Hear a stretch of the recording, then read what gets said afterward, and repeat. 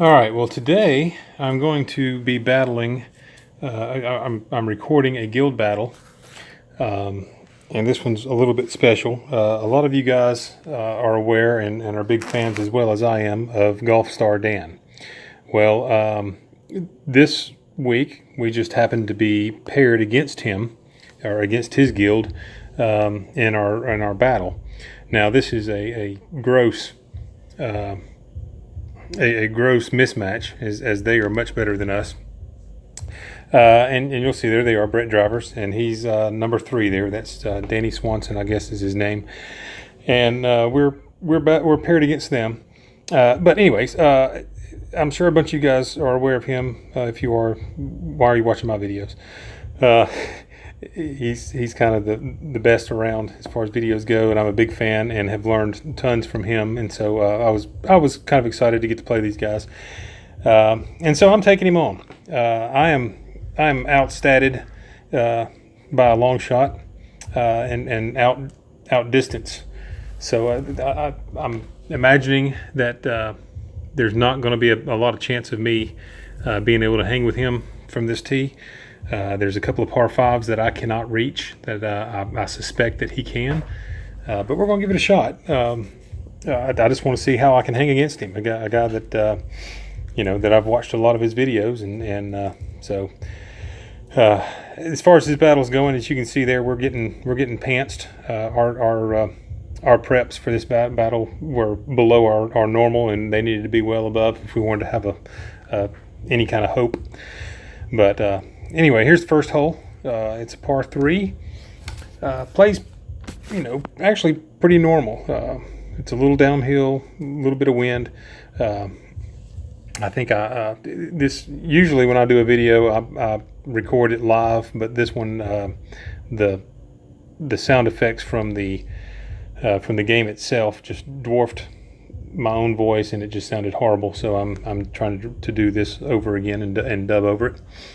So, but I think I hit a fairly decent shot. I think I come up a little short, but normally when the pin's in the back, you do your normal calculations. There's no trick to it. I like a high shot here. What am I hitting? I think that's probably what I chose. Looks like it. No, I didn't come up short. I came up a little long, but close enough for a nice approach. So, any little bit that you can get points, especially when you're playing somebody that's better than you, you got to try really hard to get those. And so that's a crucial approach there. Get you a couple extra points, and I'm overusing my perfect zone juice, even though I've got the expanded perfect zone. I'm using the juice a lot here just because I need all the points I can get. I know if I'm lucky enough to tie, I want to have, I don't want to lose by 2 points and not have used a perfect zone somewhere down the line. So anyway, there we go. I get a birdie on the first hole.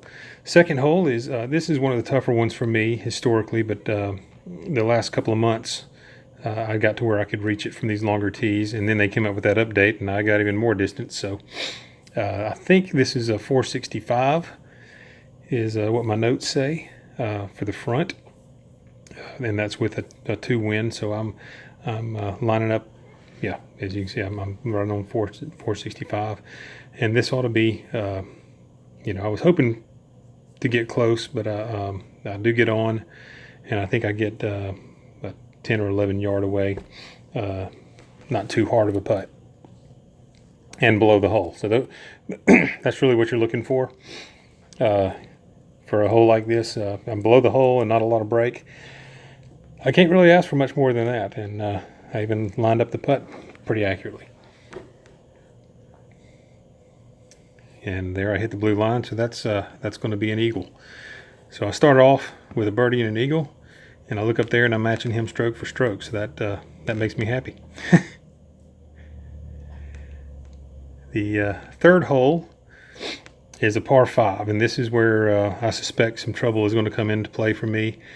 I can drive, as you can see here, right at 430, but I still can't reach this green from the 5th tee. So I imagine somebody with the stats that Dan has, he's going to reach it, and most likely we'll get the alibi here. But I'm going to give it all I got. I can reach the fairway down there short of the green, and so from here I can give it a good run. I think I had a flop shot here. I was kind of trying to decide between a flop and a regular pitch, and I think I went with the flop. Probably should have tried to pitch it. It comes in lower and gets a little bit more roll. Better chance of holing one out. That probably would have given me a better shot at an alibi here, but went with the flop and landed not really as good an aim as I would have hoped to have had, and rolled a little pass. But that's a fairly easy birdie here. And as you see up there, my opponent has not made it yet, but he will get a birdie, or not birdie, sorry, he'll get an eagle here, and so I'm still tied in strokes. And I've given it all I can do for points. So I'm at this point I'm feeling as good as I can. Although the way Golfstar does its point system, or these guilds, that's not what he did on this hole. When you do a prep, they don't store every shot you make. They store your final score, and that's it. And then they play the round back just to make you get that score. Here I'm going with a sky shot, trying to remember how far the ball will land from the aiming point. When I was doing a practice right before this, the wind was in my face, and it was a 2 wind in your face, and it landed right where you were aiming. So I'm going to just kind of compensate for that a little bit. I think I take a little bit of distance off of a full 2 wood sky shot, trying to minimize the height of it, which would take off some of the distance that it's going to go. I was thinking that the wind would push it a little further. That assumption, though, as you can see here, was a little off. I come up short, but not terribly so. It's still a very makeable putt here. And I can do a matching eagle with what Danny did, and I think I do make this putt. So back to what I was saying. On this hole, my opponent could have hit a par here, but then later, hit a hole-in-one. And so instead of showing you the hole-in-one and the par, or not par, but birdie here, he'll give you an eagle and then a birdie on the par 3. It all equals the same score in the end. So when you play somebody and you see a hole-in-one, or they get 2 hole-in-ones on you, well, most likely they just got 2 albatross on the par 5s, and and Golfstar just made it up. They don't normally show you an albatross unless they have to. For some reason, they'd rather show you hole-in-one. Here we go, the second par 3. This one is, it's the green slopes away from you fairly quickly, so I try to play a little short, and I like to hit as you can see down there, I like to hit a high draw. And the reason for that is you can see by the colors down there on the screen, it slopes from right to left as it goes away from you. So with a high draw, that brings you in more straight line with the slope of the green. And the reason I do that is if you get it on line, then you will end up with regardless of how far it rolls out or how far, if it comes up short, you're going to end up with a straighter putt. As you can see, the way it's curving now, it's going straight downhill. And I just missed the pin, and that's one of my better shots of the day right there. If it had rolled out another 5 yards down the hill, it would have been an effectively straight putt right back up that hill, which is really what you're looking for. So I get a birdie, and once again we're tied at both at -8 through 5. That's as well as I could have hoped for, and in fact, at this point, I'm feeling a little bit like Wesley, if you've ever seen the movie The Princess Bride, one of the greatest movies of all time, where he's fighting some hand-to-hand combat with Andre the Giant. He asks the question, what are you doing? Are you just messing around with me? And Andre replies, well, I just like people to feel good about themselves before I kill them. And that's kind of where I feel at this point. But as you can see, this is the second par 5, and they've already awarded Danny the albatross. And I cannot reach this green, as I showed a second ago while I was giving my Andre the Giant story. So I'm just going to have to give it all I got, and hope maybe somewhere along the way he misses one of the par 4s, or maybe he gets an eagle on the last hole, and I might can albatross that one and get it back. So, all I can do is all I can do. On this hole, the wind was with me off the tee box. That's very big for me because, as you can see here, I'm still coming up a little bit short with a flop shot. But with the wind, I can get pretty close. If the wind was against me, I probably would have laid up another 100 yards down the fairway just to get a full shot in, because now that I've gotten around 475, 480 with the driving distance, your pitch shots go to pot. And so as you can see, I can chip with inside of 5 yards. That makes it for an easy eagle. Not what I need on this hole, but better than nothing. Anyway, back to what I was saying with the drive. With the wind, it pushes me inside of 100-yard approach shot. So that was a key here. Had it not been with me, or if it had been against me, I probably would have laid back 100 yards further back and tried to hit a spin shot into this hole. So I get an eagle to his albatross, and as you can see, I'm wiping off the mark that my pen makes as I lined up my putt. Anyway, so I'm down 1 now, but there's still hope. There's one more par 5, and if he only albatrossed one of the par 5s, they could have awarded it on that one. But as you see, that just popped up. They gave him a hole-in-one on this one. That's, at this point, I'm realizing that's probably the makeup for the albatross he hit on the first par 5. And unless I can pull a miracle out of my sleeve, I'm probably going to lose by 2 strokes at best at this point. Anyway, so I like to hit a draw shot into this hole. A little bit of wind in my face, and I've got my distance lined up like I like. I like it if you can draw it in and land just to the right of the green. I'm on a decent path, but I don't get the kick I was looking for. I needed to be probably another 4 or 5 yards left, and you can sometimes get that nice hard left kick, and I could have been pretty close. I wasn't as far off as this looks. So now he gets a hole-in-one, and I'm staring down the face of a birdie, and that is more catastrophic than even if I had made the par or the eagle here. I line up my chip shot. I use a perfect zone. Not too much going on here. I've got a little right lie, and I think there's a little bit of left to right break. I aimed it just left of the pin, and was fortunate to make the chip. So I dropped only 1 shot here, but that means I'm down 2. And to a player of Danny's caliber, I'm not going to make that up. But I'm still going to give it all I got. A minus 16 for me is a perfect score on this course, and that's still in reach. So I'm going to go for it.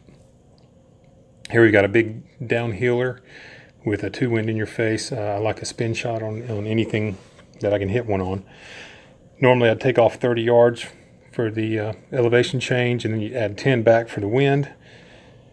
So there'd be about a 180 shot. I'll probably take off another 5 for the spin shot. They seem to fly a little long. So I'm probably shooting at about 170. And here comes the shot.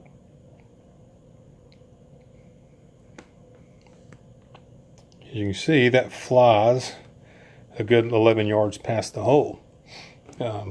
And I think that just accounts for the spin. For some reason, they like the spin shot to go long. And I don't know if you guys have noticed it, but the last couple of months, the cross winds still are very effective, if not more so than they've always been. But for some reason, the winds in your face and the winds in your back don't seem to do as much to your shot as they used to. Or it may just be that they don't do it. It has never affected a spin shot as much, and I use a lot of spin shots now, as before I didn't. But anybody watching these videos for tips, y'all keep that in mind, at least with a spin shot. All right, the last hole. I'm still in reach of a perfect round, and if for some reason they miraculously give Danny a par here, I can still win.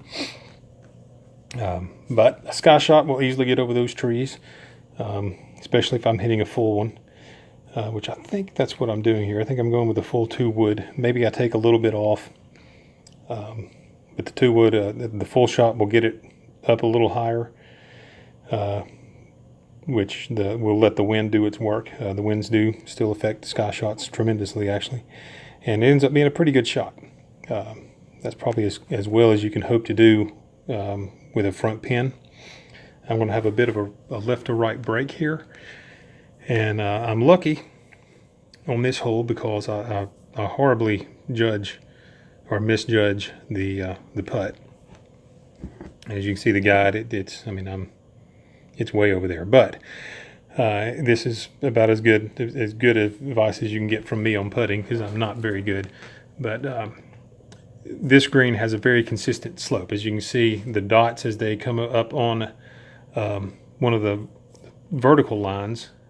I'm going to pause it real quick. As those dots come up on the vertical lines, they continue on seamlessly without a break.